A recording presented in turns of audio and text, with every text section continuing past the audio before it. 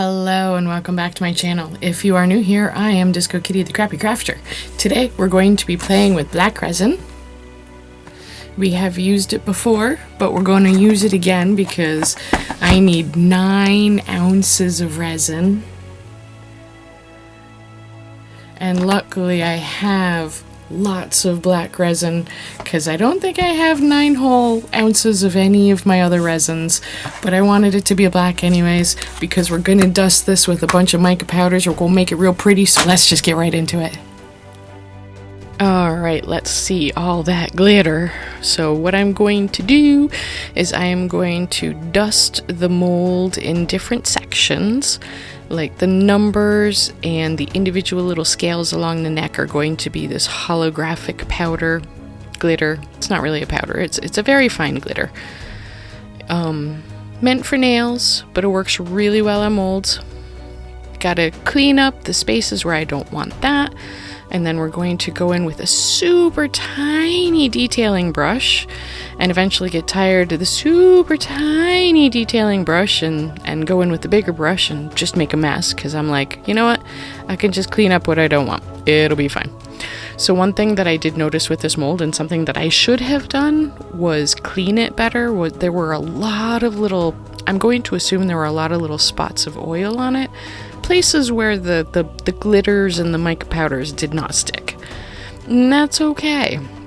You know, I made this for someone. They were super excited about it, and they totally will never even notice all the little spots, the tiny little spots, like maybe a centimeter. That would be too big. Maybe a millimeter wide, where the black shines through a little bit better. In most of the areas on the clock, you're not even going to be able to tell. There were also a lot of spots where there were bubbles because there's absolutely no way that I could get this in my pressure pot. I just have a standard painter's pressure pot, you know. It's like, what, 8 inches wide, maybe on the inside. This thing is like a foot wide. I mean, look at it. It's huge. And I love it. It's great. And I'll be able to make another one because I didn't ruin this one. Yay! See, now I went and I cleaned up the gold so nice and neat there. But later I'm going to decide to fill that entire section of the neck with the gold. Planning and forethought. What's that? I don't do that. Because see here, I'm putting the gold and I'm going to fill the back of the tail, and later I'm going to realize that I did that and I'm going to be like, I also missed a section on the pointy part of the tail, and I'll realize that later too. And oh my goodness, this stuff was so super floofy.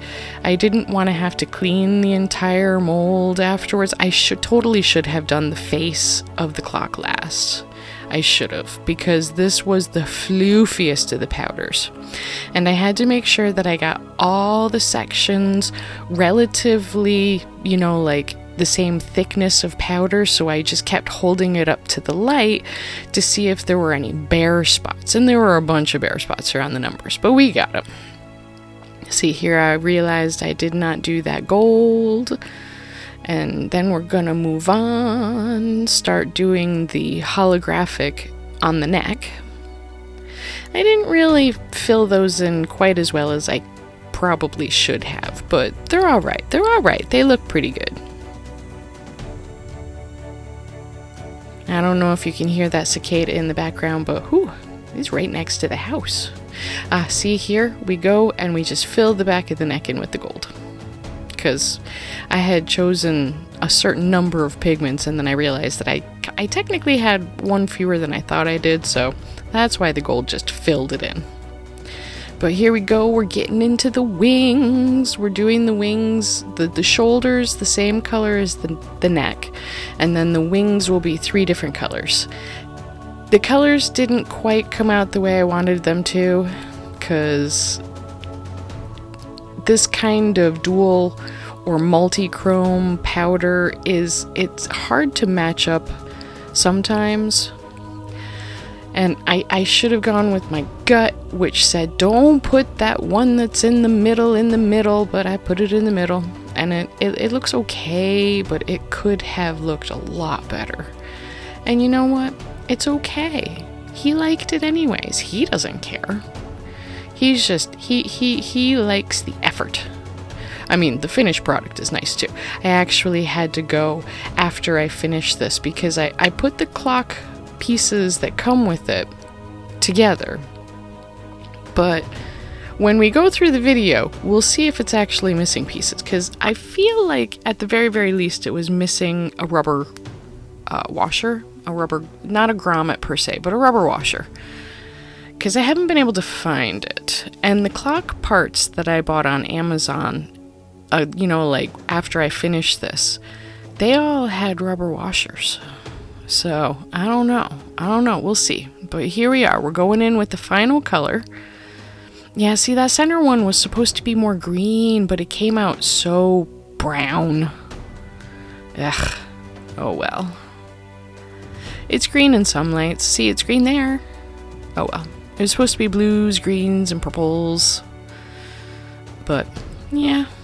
I mean, it came out alright. I think it could have been better, but it was appreciated. That's all that matters. It made the recipient happy, and that is all that matters. My opinion on it does not matter. So pretty. So pretty. Now we're going to back this with black resin, and luckily I still have a whole bunch of black resin, because this thing is going to take 9 ounces.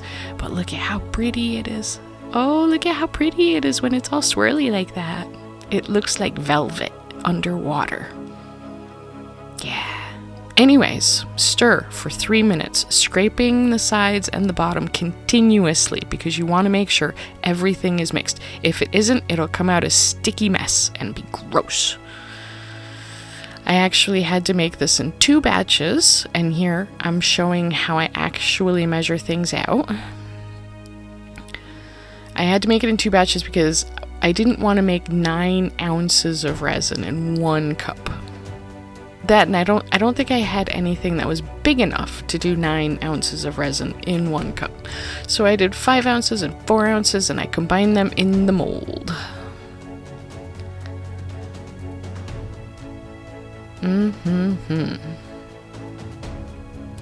remember, this is sped up like 20 times. My pouring speed is super, a heck of a lot slower than this. And then I'm actually going to cook it and then forget about it. So this is like after the weekend is done, because I made it on Friday, put it together on Monday. And I guess I didn't film myself putting it together. Oh, that's right, I forgot. I didn't film myself taking it out of the mold either. Well, that worked out pretty well. Pretty well. Mostly well.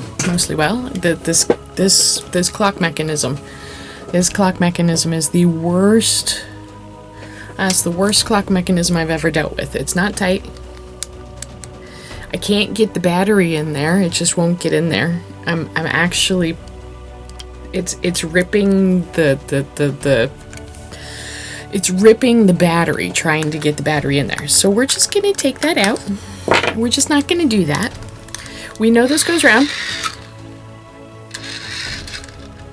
So yay, everything seems to work.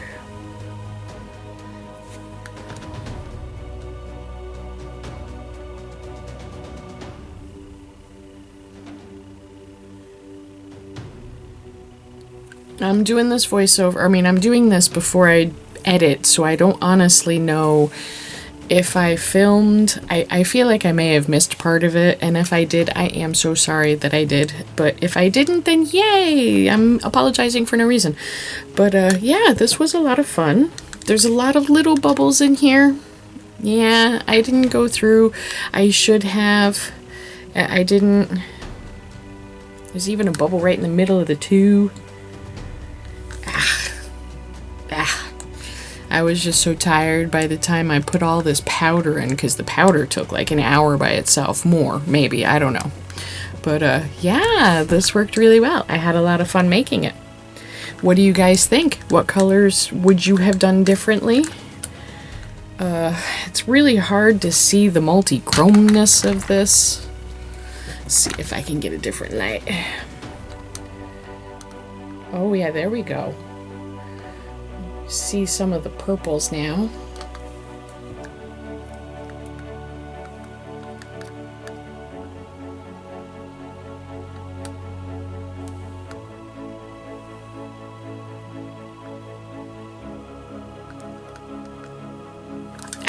It's a lot of fun.